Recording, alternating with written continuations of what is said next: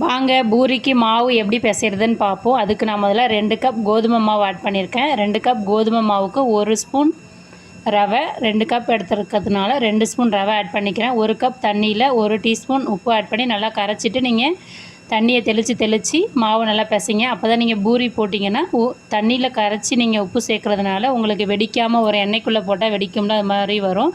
இந்த மாதிரி கொஞ்சம் கொஞ்சமாக நீங்கள் தண்ணி சேர்த்து செய்கிறதுனால பூரி உங்களுக்கு நல்லா உப்பி வரும். ரொம்ப சப்பாத்தி மாவு மாதிரி லூஸாக பிசையாமல் கொஞ்சம் டைட்டாக பிசைங்க. பிசைஞ்சு இந்த மாதிரி வச்சுக்கிங்க. ஒரு 5லேருந்து 10 நிமிஷம் நல்லா ஊற விடுங்க. நல்லா டைட்டாக இருக்கணும் மாவு. பாருங்கள், இப்போ நமக்கு 15 நிமிஷம் ஆகிடுச்சு. நம்ம இப்போ எப்பொழுதுமே சின்ன சின்ன பால்ஸாக எடுத்து உருட்டிட்டு நம்ம பூரி கட்டையில் பூரி தேய்க்கிற மாதிரி தேய்க்க வேண்டியதாங்க.